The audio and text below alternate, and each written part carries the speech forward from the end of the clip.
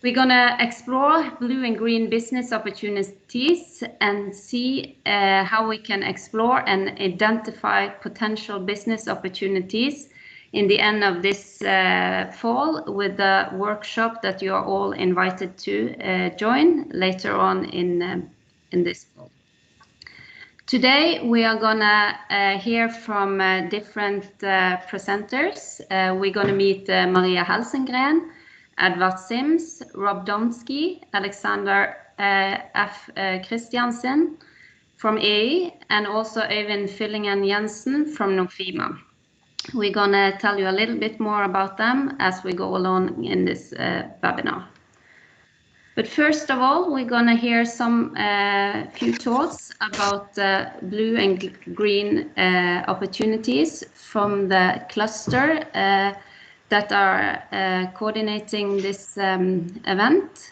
It's the NC Blue Legacy, NC Heidner, and NC Seafood Innovation. Maria Helsengren, you're going to lead it on here. Thank you, Nina, and welcome to everybody again.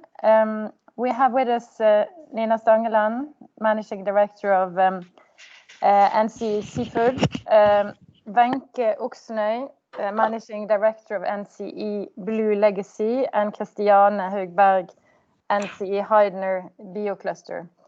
As these webinars, this and the following 3 webinars, are a part of an innovation process you have started. I would like to ask you, Kristiane, how did this program Land Meets Ocean start, and what have you done leading up to today? Yeah, I would like to answer that because this has been an exciting journey. NC Blue Legacy, NC Seafood Innovation, and NC Heidner Biocluster, together with Biotech Nord, have for the last 3 years collaborated on how to innovate and create valuable business from innovation across blue and green sector. And this has resulted in a large number of ideas, and that has been discussed at earlier conferences the 2 previous years.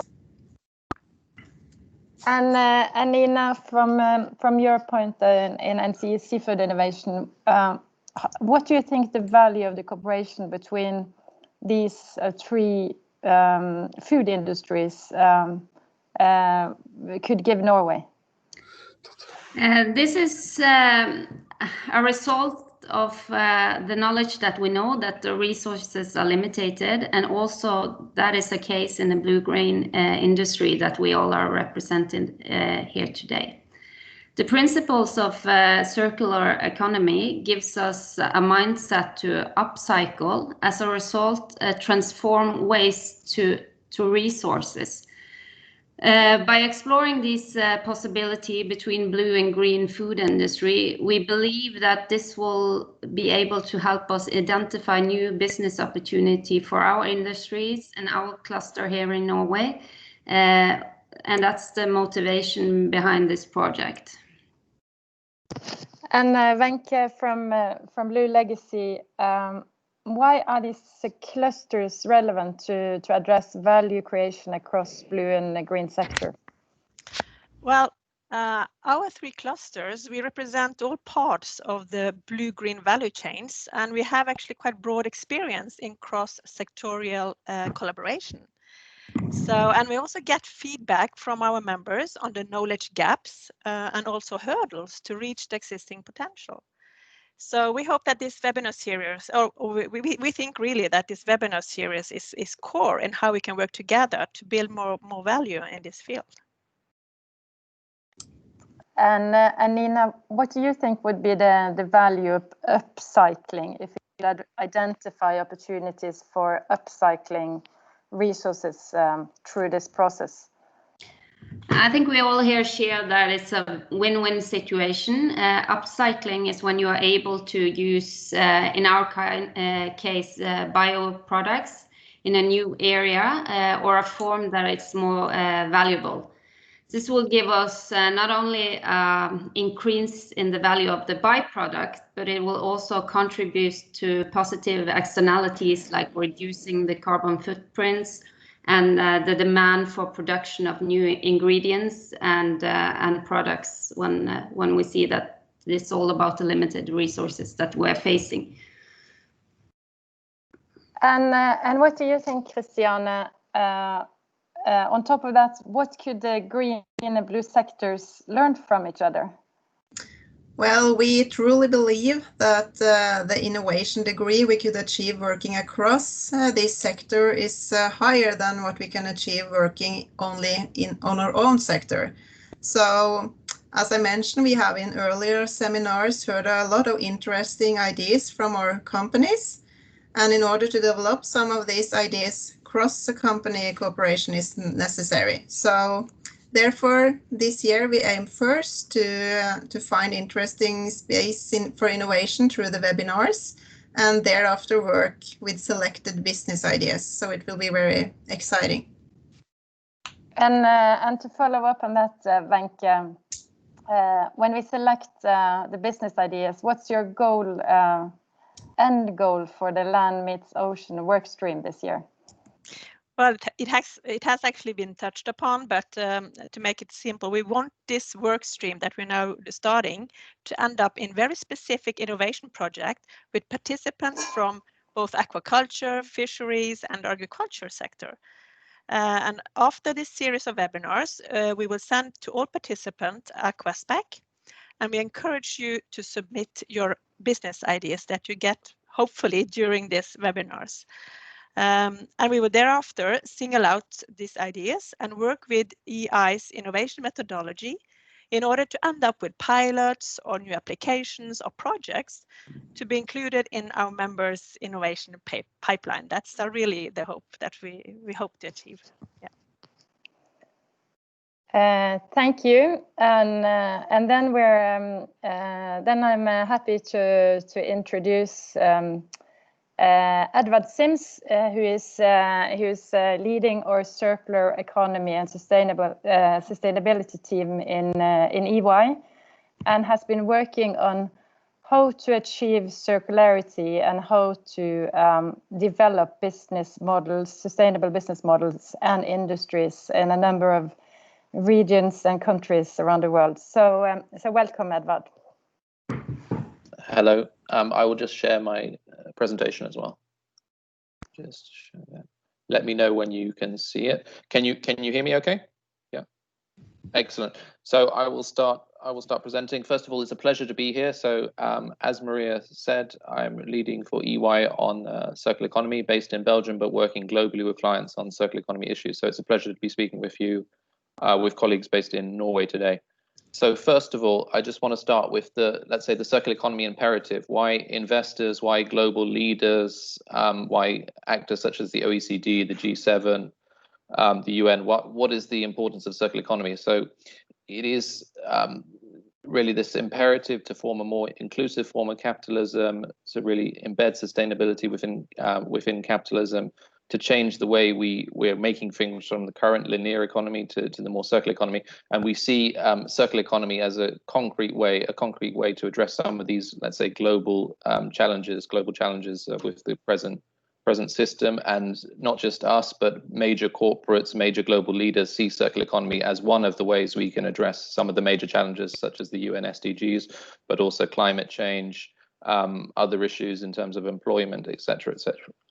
So let me just explain a bit. And I know we've got the colleague Alexander, who has done a very detailed work on circular economy in Norway, who is speaking later. So we'll also hear from him. I will just give more, let's say, more top level, more international perspective on circular economy. As a lot of the colleagues on the call today probably already know, so circular economy transitions from the current way of making things, using things and throwing them away, to keeping the material, keeping the value in the loop. So when we make things, we use it, and then we can find another use for it. We can repurpose it, reuse it, keep it in the loop, and reconsume it again. So it's really, in essence, keeping value in the loop rather than destroying value from creating waste, from creating environmental problems, from creating carbon. Really keeping that value in the loop. So this is just an example slide here. So the circular economy waste hierarchy. So what we really want to do in the circular economy is move away from thinking about waste to have a resource. So what's interesting for industry as well is that waste is a problem, but it's also a cost. So it's a regulatory problem and it's a cost to dispose of that waste. If you can design out that waste, think of innovative ways for using, reusing, preventing, recycling that waste, you're also moving up the scale here. You're generating more revenue. You're also reducing your cost to your processes from actually producing that waste and disposing of that waste in the first place. One of the best things to do is obviously to change consumer behavior and to change business behavior and stop the creation of waste in the first place, but that is very difficult to do. That requires change in behavior. I'll move on here. So just to give you, let's say, a high-level overview of what's going on in circular economy in the world, why circular economy is being driven by policymakers. It's obviously being driven by industry as well, but some of the key actions on policy. So you will probably be quite familiar with that. The EU is doing work on circular economy. There's a circular economy action plan. There's many pieces of EU legislation on waste management, eco-design, and some of that has an impact, obviously, on Norway, as you're associated with the EU. But there's also been action in countries like Canada on zero plastic waste, on provincial extended producer responsibility. There's been action in places like Japan on material flow management, action in China. So this circular economy is embedded in Chinese legislation. There's also circular economy forms one part of the current 5-year Chinese economic plan. And also around Europe, so various countries like France, UK, Germany have all been very active on circular economy. And as well as these sort of legislative drivers, we're also seeing our view is that circular economy can be a major, let's say, concrete corporate response to some of the major societal challenges such as climate change, UN Sustainable Development Goals. So for instance, on climate change, countries, but also companies need to reduce their overall carbon emissions, their CO2 emissions. Some of the, let's say, concrete circular economy processes can help you to achieve these macro things. For instance, instead of buying a new engine, you might remanufacture your engine in your fishing boat, etc. And that not only does it save the raw material used to produce that engine in the first place, but you're also saving, stopping that old engine becoming waste. So you're achieving a double thing. And in terms of SDGs, I mean, circular economy can help with a lot of the SDGs, especially on responsible consumption and production, but also on other SDGs. I mean, it can also be, circular economy can also help with job creation and local jobs that can't be delocalized, can't be moved out of Norway, for instance, in, as I was mentioning, the remanufacturing sector. So that's when you repair pieces of equipment. It's usually done locally because the logistics change don't make it viable to take that material back to China, have it repaired in China and bring it back. No, it's usually done locally in the market in question. And then that creates skilled jobs with added value. So just bringing it back to why circular economy, why sustainability? What are global consumers thinking about the issue of circular economy, sustainability?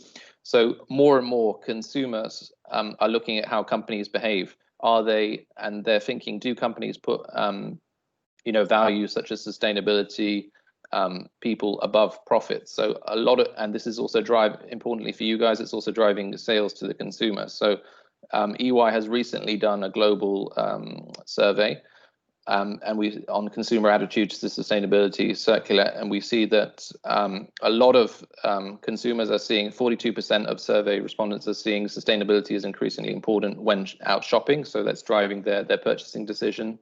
And importantly, also for thinking about circular, thinking of added value, 31% of respondents said they would be willing to pay more. So they'd be willing to pay a premium for goods that are more sustainable services as well.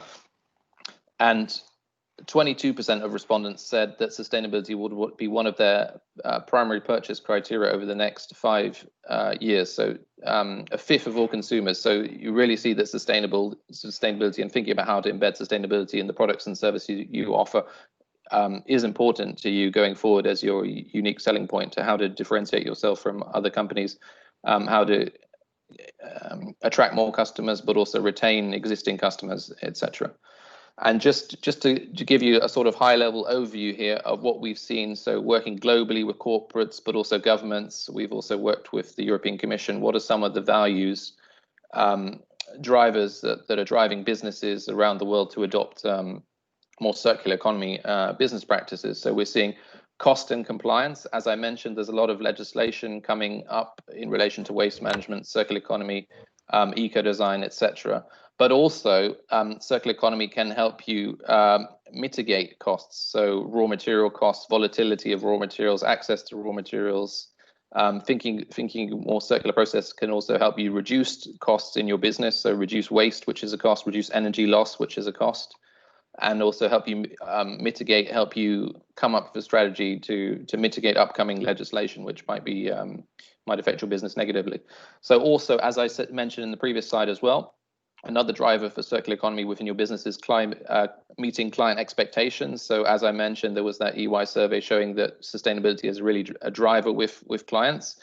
And circular can also help you meet your UN Sustainable Development Goals, certain of those. It can help you deal with the upcoming challenges, as I mentioned, resource scarcity. So there's more and more people in the world, the resources are scarce. As the emerging middle class, there's less resource to go around. And also, one of the macro challenges you'll all be aware about is climate change, and some of the circular processes can help you concretely tackle climate change as a country, but also as a business as well.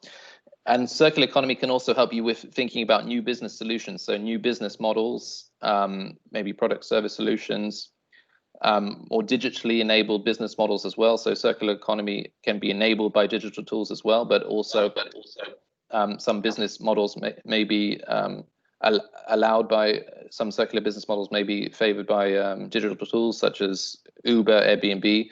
We would say these models are quite circular because they're sharing resources, sharing scarce resources, and the digital technology allows you to do that.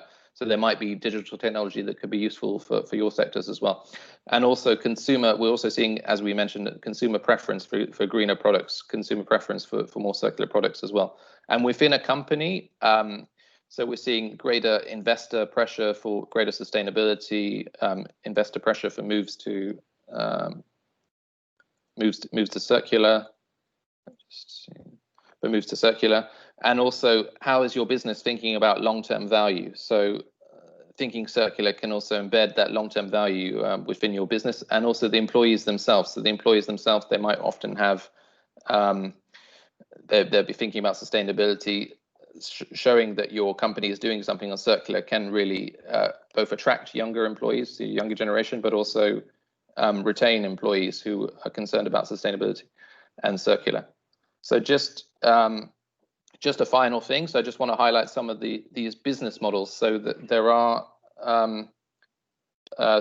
five. So the OECD has come up with 5 circular economy business models. These are just general types of business models, and we can see so the circular supply models, resource recovery models, product life extension, sharing, product system service models. So for instance, on product system service models, this might be that your company produces a certain thing. It might produce fishing nets, and rather than selling the fishing nets to your end client, it might retain ownership of fishing nets and lease these fishing nets to your client on a daily basis, and you would retain ownership of the fishing nets, and you would also manage the fishing nets, repair them as necessary. On product life extension models, so instead of I don't know, selling an engine that can only last 5 years, you might sell an engine that will last 10 years. So it has greater durability, greater value for yourself. You can sell it more, but also greater durability because it lasts more for the client.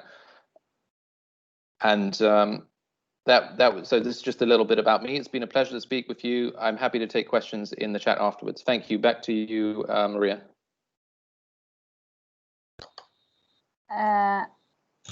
Now it's over to Rob Dongoski, who is EY's Global Agriculture Lead and has been working with food systems and agriculture and aquaculture and fisheries for a long time. Welcome, Rob. Thank you, Maria. Appreciate the opportunity to present this morning. I did share my screen. Hopefully that transition came over okay.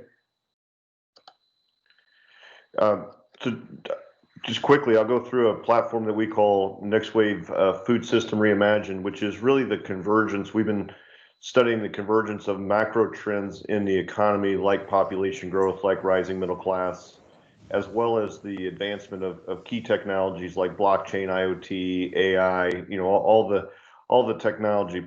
The premise being that technology will never move slower than it's moving today. So we're just going to keep picking up pace with technology.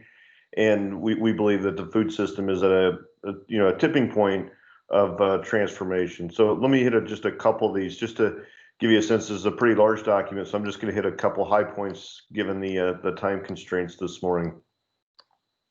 One of the trends that are impacting consumers in general, two things really: technology solutions like subscription services, sensors, the ability to connect, and privacy is enabling lifestyle platforms where you can be more sustainable, beyond just recycling, but focus on food waste and live a lifestyle that's more based on your values. And so we see, an increase in certain types of food choices based on that. And then the last one is really health and well-being, this convergence of food and health, and what does that mean? And I'll show in a second some of the investment numbers on the differences, but, how do we commingle our nutrition, our health, beyond just basic sustenance that we've seen in the past. And it ultimately just creates platforms of how we live, whether it's eat, play, work, and that commingling again of all those coming together is important. Edward mentioned some of the future consumer index material that we've recently done. We've been studying the food system for the last several years, and a couple things that really start to pop out.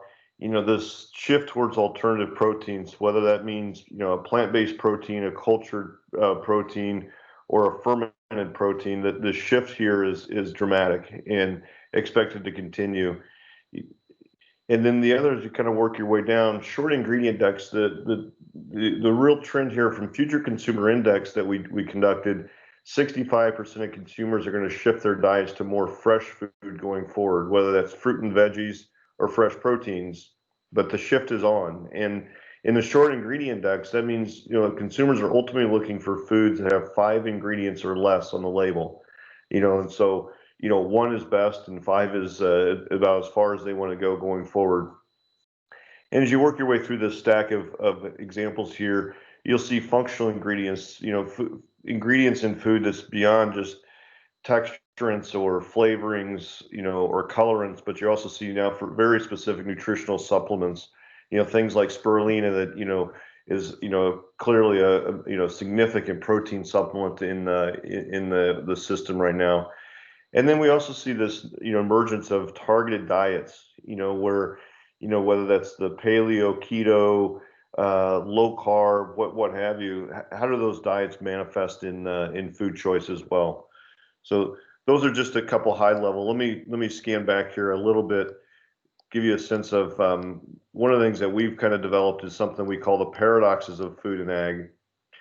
And if you just, I won't go through these in the interest of time, but ultimately today, a couple that I'll highlight. Big food is on the down and small food's on the rise, and that really goes back to those short ingredient decks. Consumers really want to shop at the perimeter of the store or inside a fresh store, or even better, right at the producer's table. So want to get food right from the producer is the goal right now. The other one in here, today we spend more money to fix people than feed people. When you look at the pharmaceutical R&D numbers compared to food R&D, we're talking about a 10x multiple.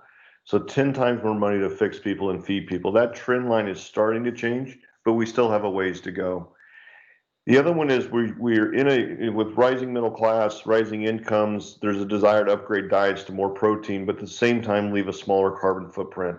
And so how do we do that? The emergence of plant-based proteins and alternatives certainly give rise to that, but we do have to have different practices on farm in order to ultimately impact this paradox. And the last one I'll just mention is that personalization versus scale. In most countries, we've got a food system that's really driven in design more for scale, and what consumers are really emerging as is looking for personalization. And so when you think about the future of wearing a watch, knowing your genetic makeup, and then also being on a diet for a certain purpose, you blend those all together and you end up having a very personalized dining experience to meet certain goals. And so that's just some of the paradoxes that are driving behavior across the chain. Let me scan over just real quick. I'll give you a sense of, this mural that I'm going through is quite large, and there's lots of click-throughs that we won't be able to go through today. But what we're trying to depict is on the far left, you see, a lot of traditional protein sources, whether it's dairy or traditional meats, those traditional systems are evolving very, very quickly. But it's also given rise to some of the alternative systems, that we see in the upper right, and the shift of, sea-based aquaculture to land-based aquaculture, and how does that shorten the supply chain potentially? How do we make that operate at the scale that's needed? And then the other one that ultimately think where are consumers shopping? Clearly in COVID we've seen that shift. We think it'll snap back to previous levels, but not quite to the exact same level. So the eat at home experience on a global basis will continue to increase due to some of the experiences that people had during COVID.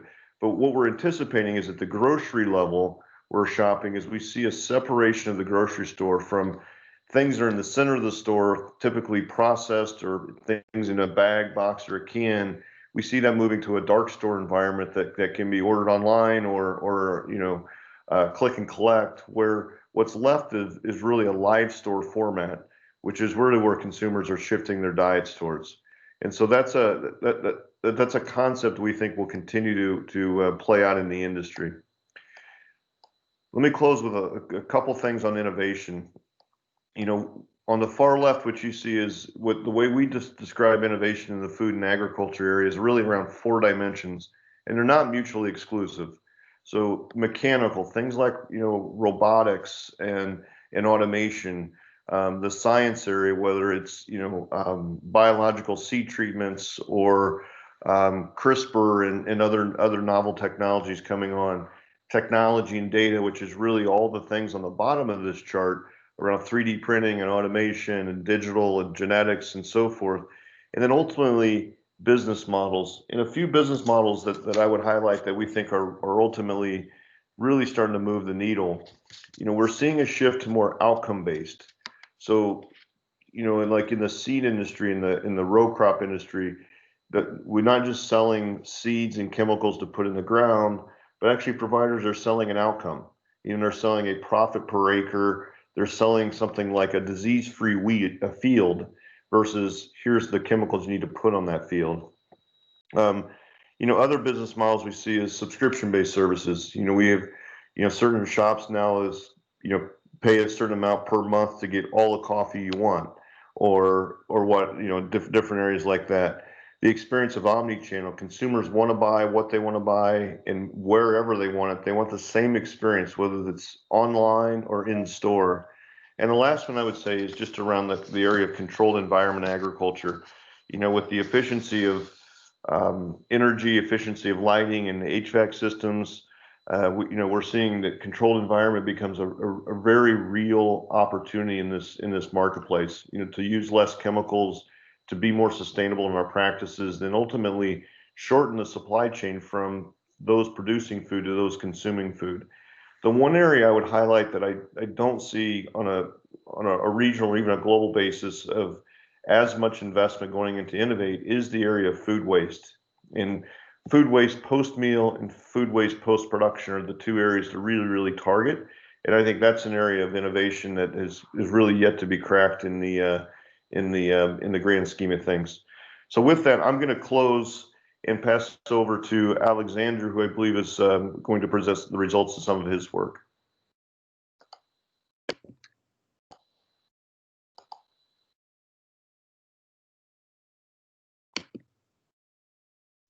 Thank you very much. Can you see my screen, Maria, in presentation mode? Yes. Perfect.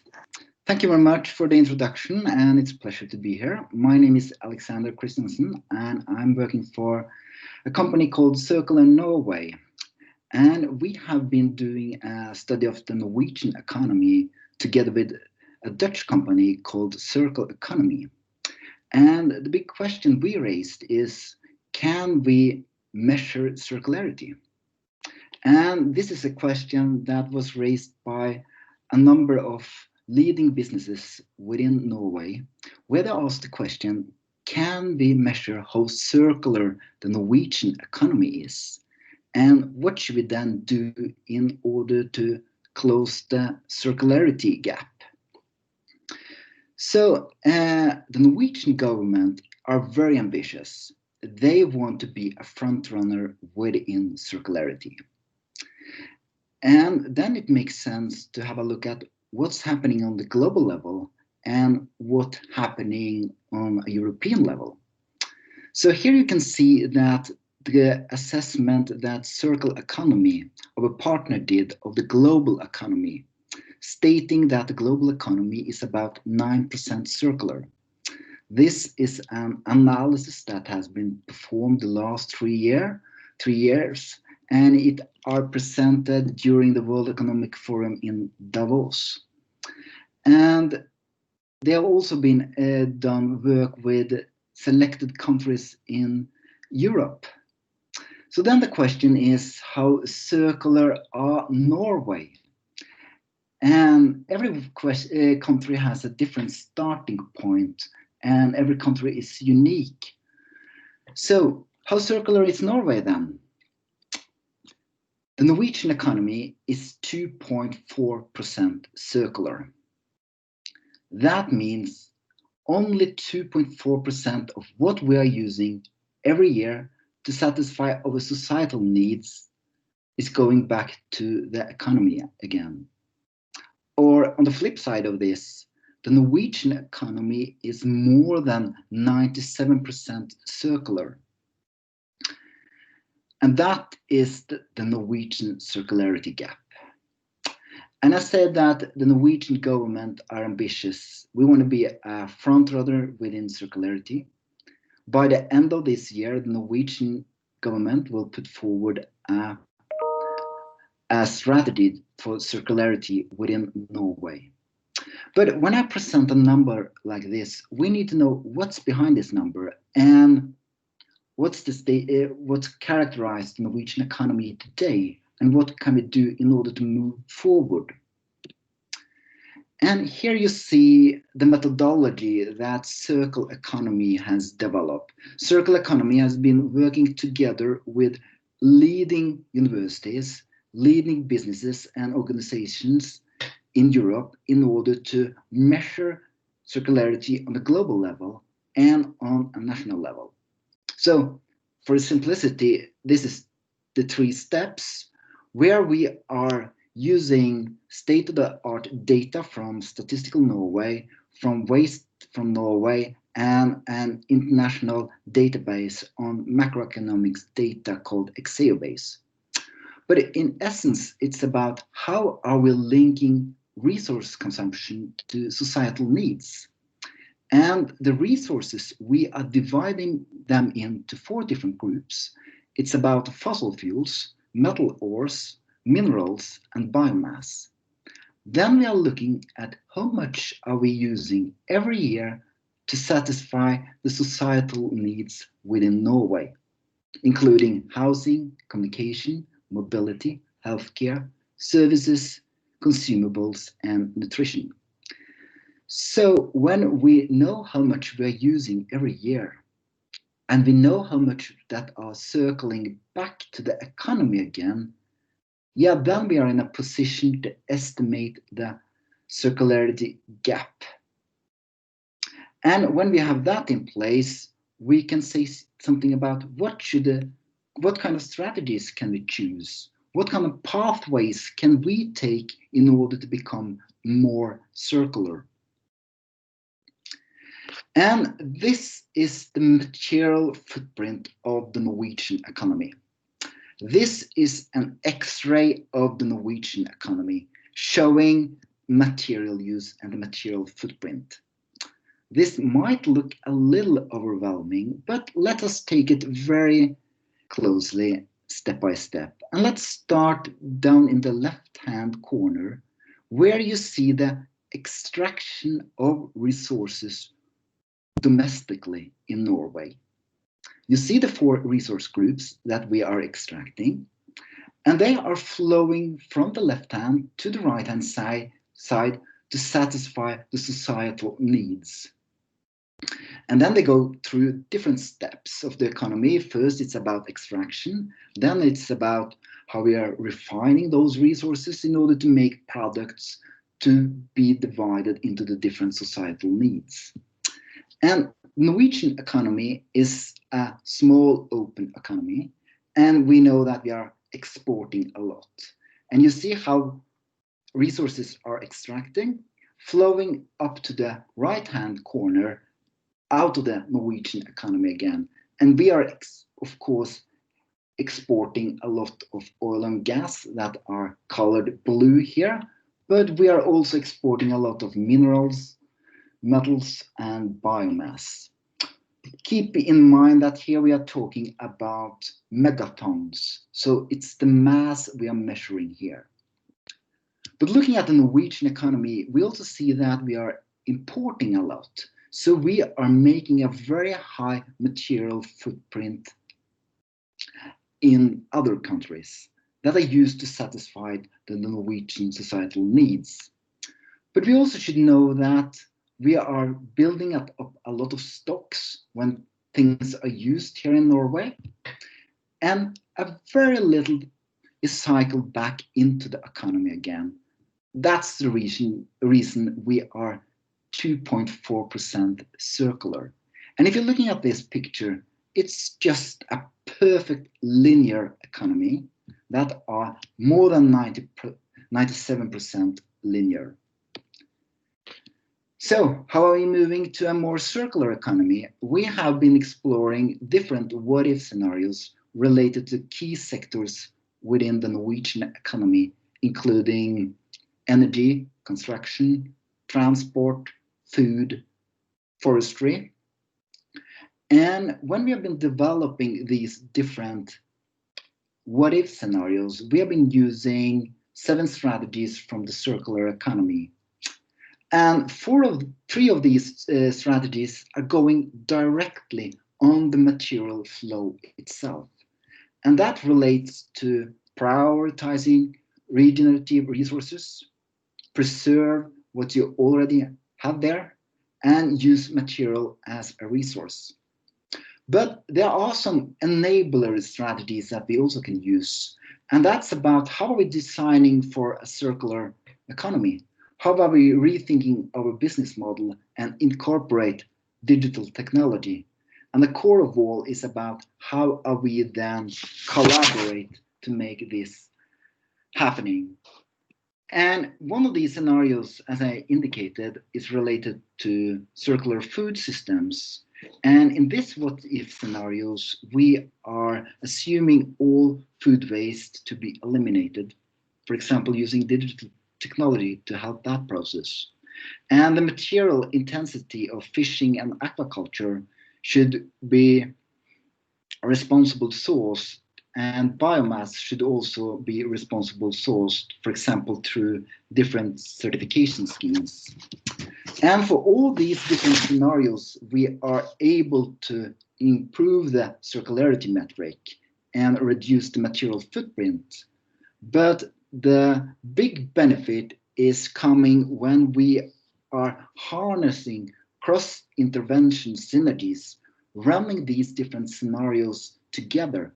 Then we are able to improve the circularity metric to about 46% and really slashing the material footprint of the Norwegian economy and really reducing the carbon footprint. And within those scenarios, there will be a change and there will be really opportunities. And of course, those opportunities will come within new jobs and new requirements for different skills. And here we see the change makers within Norway are the businesses, governments, and the unions that can facilitate the process of making the skills we need for this transition into a more circular economy. And we need to focusing on that this needs to be a just transition that really taking care of the worker themselves.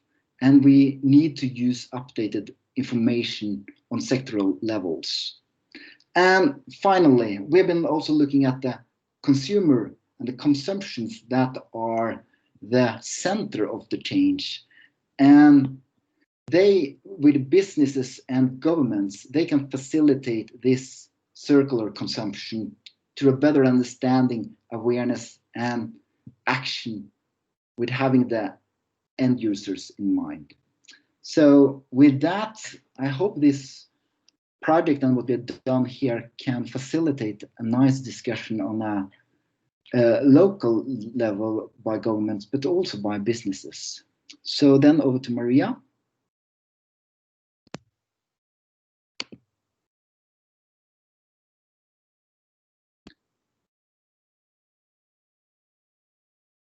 So then I think it's Øyvind Fylling-Jensen. Thank you very much. Just 1 second, and then I'll have my slide up. Hello, everyone. Thank you for the invitation to talk about the future of food production, which is not necessarily only linked to circularity, but it's certainly areas of the overall challenge that the globe is facing. So the next few minutes I will use to give you some of the overviews of some of the challenges that we are facing, and also some of the opportunities in the interaction between blue and green. And some of the topics has already been mentioned during the previous presentations. I think there is one very important picture to remember, that ocean represents 71% of the global surface, land only 29%. But if we are to produce enough food for an increasing population and urbanized population in an area under climate change and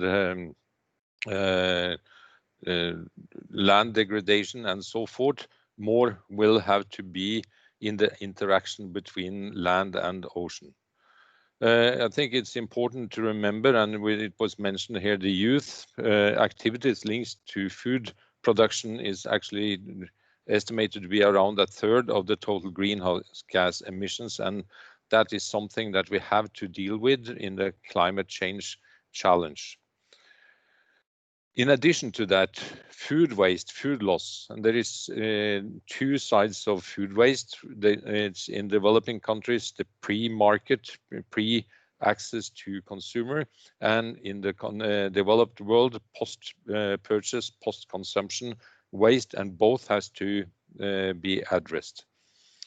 It's important to remember that improvements in the way we produce food has always been imposed by efficiency, from the old hand labor to the more modernized tractors, or as you see, the current agricultural shift being digitized, using sensors, using facial recognition for better production, using robots or automates, vertical farming, city farming, and so forth. And all these parameters together will influence the way food is being produced in the future. What you also see is then one technology that has been applied in, for instance, agriculture, is very fast and very rapidly entering into seafood and aquaculture production. So the aquaculture production is moving from what we know in Norway, the mariculture, but I could have shown similar picture from land-based facilities, from using ponds to what you see down in the left-hand corner here, more modern, large-scale land-based productions, or where you also see digitized disease detection or remote feeding stations, where you're able to collect a large number of data that can be used to improve your production system. Also in the fisheries, the use of analytics, improved fishing technologies, the ban on waste and the ban on utilizing everything which is taken on board the ship is a key. Modern trawlers, they have onboard circular facilities so that they utilize not only the fillets but also the bones and the heads and the skin, and everything is being processed on board in bioreactors to high valuable proteins, so nothing is being lost. The consumers is a key driver. Health and well-being and natural food has been mentioned as one of the key drivers. On the other hand, convenience, availability, or food on the go is a very important part, the way we eat and the way we snack, and taste, indulgence, and pleasure and feelings. But what we see now in the global change of food production is that the concern for the climate and the environment, animal welfare, and sustainability in general, that means both economic, social, and environmental sustainability, is becoming forefront, and it's been driven by the consumers that demand more sustainable products in the future. And this means that the food systems was explained in the previous slide, but they are vulnerable. It's not only to start and to say, well, we will reuse, recirculate, and reduce, but we have to look at the whole chain from primary production through logistics, transport, processing, marketing, distribution, preparation, consumption. And we have to look at the legal and the regulatory issues if we are to use food waste, for example. And we have to have adapt and relevant research environments that are catering to the changes in the food systems. If we do a small shift, there are some major trends that we are seeing, and they are driven by the drivers that I showed on the previous slide. That is climate change, it's environmental impact, it's animal welfare, and it's resource utilization. First of all, plant-based food is a key major driver. Today, the plant-based food is challenging everything from dairy industry with plant-based drinks and plant-based products, plant-based ice cream. We have plant-based eggs, we have plant-based seafood, we have beef without beef, plant-based beef. So this is a key driver, and the market is expected to grow from approximately 1 billion today to around 10 billion in 140 billion US dollars. And the growth is extremely rapid, which also tells you that it's interesting to investors who want to capture some of the growth in that market. One of the major drivers behind is the climate impact of meat production for plant-based meat substitutes. It's lower water consumption, less use of land, low use of energy, and lower emission of greenhouse gases. And it was mentioned by the previous speaker that energy and energy cost is also one part of the circular equation. But the fight is on, and meatless farms are using quite aggressive marketing tools to put their products into place. A second trend is lab-grown meat, and instead of having the traditional life cycle of a cow from cattle breeding and the whole way out to meat on your plate, which takes about 2 years, you are now seeing a lot of initiatives with alternative cell-grown meat, where you use stem cells from animal and propagate those cells into muscle cells, into blood cells, into fat, and into cartilage or to connective tissue. And then you use these cell mixtures in 3D printers or in scaffold technologies to produce meat that can be put to the market. Today, the prices are prohibitive, but the prices will come down as this moves forward. You see the same thing in the seafood sector. So unfortunately, the headline of the slide, but there's a lot of companies putting their emphasis on alternative seafood. And if you take the column where I have outlined with some colors, these are both plant-based or algae-based or a combination. It's seaweed, but it's also cell-grown, and it's using traditional vegetable proteins like soy or peas or microalgae. In addition to that, the number of investors, professional investors with an agenda for sustainability and for circular economy is increasing and is putting mega money into these alternative initiatives as they are in plant-based food. And if you take a look at investors, how they are looking at these products, and here is a comparison between the development of seafood companies and Beyond Meat in during the period of COVID-19. The negative side for traditional meat producers is quite high. That's on the right-hand slide. And the development of Beyond Meat shares is quite positive. And the number of products already on the market, be it substitutes from vegetables or from others, are increasing. This picture in the food production system and the way food is being produced and perceived is changing the way we will shop in the future. A fourth initiative is using insects. Today, more than 2,000 different species are being used, being beetles or larvae from soldier fly, or bees or wasps or grasshoppers or cicadas or others. And it's more than 3 million to 4 million people around the world who has insects as their main protein source. These insects are being dried, and they have a high content of vitamins. They have a high content of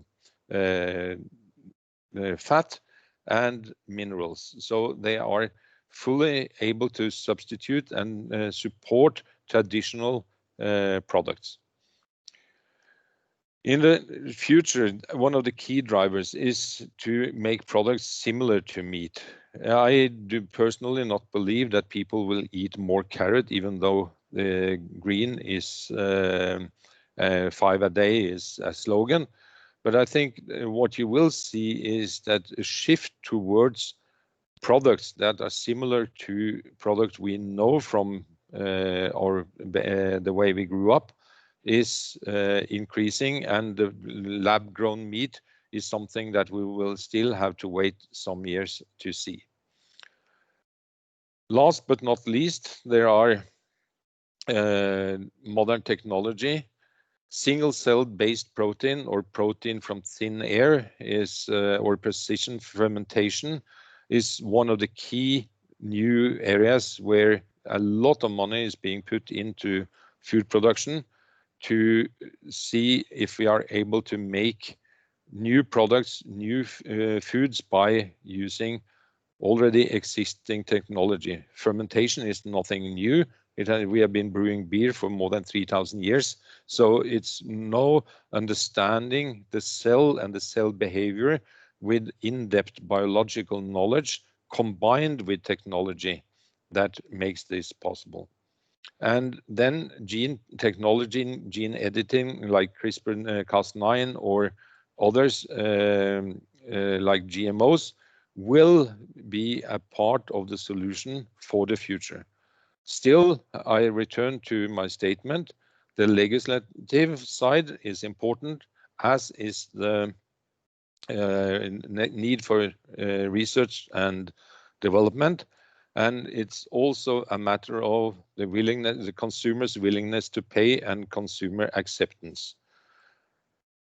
You see this in the area of aquafeed, where you have algae or from wood, or you have it from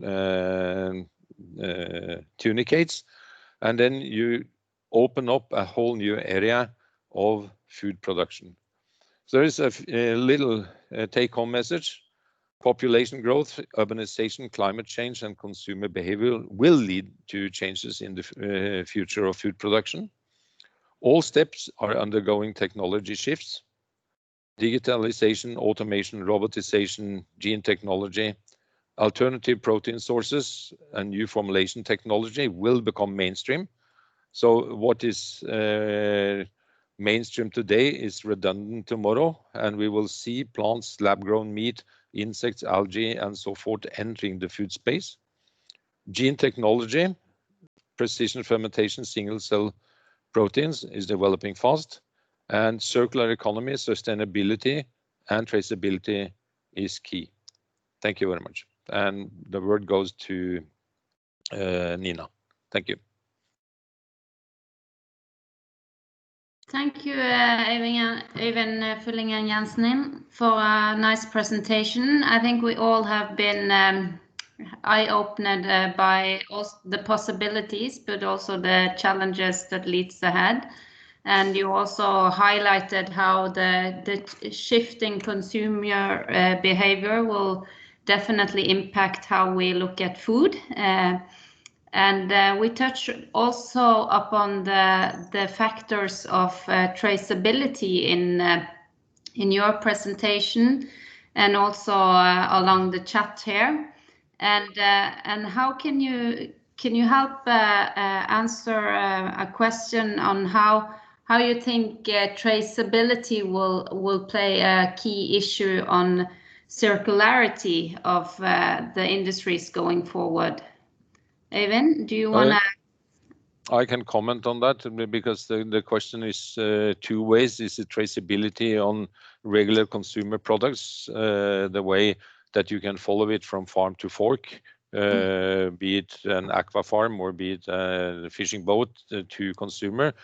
That's one question, and that's something that is becoming mainstream and more or less something that is required just as much as food safety is a part of it. Still to be developed, but the other part on traceability is if you use and think circular economy, how to use food waste or use off-grade food products that has been in a store which has been packaged. How do you process those foods? How does the regulatory side meet the need for utilizing those products, and how do you define them? And that opens a completely different challenge to traceability for the circular economy in the food sector. Traditionally, it's so that if it enters as food, you can continue as that food. If it enters as waste, it stays as waste. And that is something that has to be sorted out, and that's why the regulatory side is an important part of the equation on future traceability. I follow you, and it's obviously something that you can't do only on the company side. You need to work along with the government and legislator to help boost this forward. We earlier touched also upon who was the leading ones in order to be country specific in the chat here. What kind of countries were the leading ones in circular economy? And Alexander, you touched upon Belgium and the Netherlands here. What kind of issues are they attacking when you say they are leading? Why are they better than the other ones? Edward, sorry. Yeah, Hi again. Thank you, Nina. Can you see me? Okay. Yeah. Just some of the issues. So they've been really thinking about it, as Øyvind was saying, in their legislation as well. So they've been supporting companies, but also the legislation in these countries, like Netherlands, Belgium. I know the case in Belgium very well. The legislation is really in favor of circular economy, turning waste into resource, as you said, and not segmenting waste that always has to stay waste. I'll give you a concrete example. So, for instance, in Belgium, the Waste Management Agency recently changed itself from being a waste management agency to being a circular agency to really promote circular economy. So if in the administration itself they can think more circular, how are we going to promote circular? How are we just going to see waste as a problem to seeing let's come up with solutions as a resource and help, provide grants, help industry, remove barriers, because a lot of the legislation is a barrier to circular solutions, I think, and that would be some good things that Norway could look at doing as well, in line with other European countries. Yeah. Thank you, and we look forward to the circular economy proposal that is coming out from the government this fall. Øyvind, Fylling-Jensen, just some roundup comments. What do you think will have the biggest growth in diversity in between circularity principle and this plant-based lab-based food? How do you think when you see the broad perspective of what kind of trend will grow the most? I think they will grow in parallel, but certainly for the time being, the use of plant-based food is on a tremendous rise because it has funding and financial backing, which is way overgoing what is being invested in food waste management. So my answer is first you will see plants and then you will see food waste. And then important part is that if you look at food waste, everybody thinks that you have to process this to something of higher value like nutraceuticals or whatever. But just as important is that if you are able to utilize the proteins that are available and take out the proteins, the fats, the minerals and so forth, then you doesn't necessarily have to move towards small volumes, high value, but you can stay in the food cycle as ingredients or value added. And then protein based on insects where they are processing food waste. The questionable there is if you will in the future have enough food waste as feed source for making insects circular solution to food waste.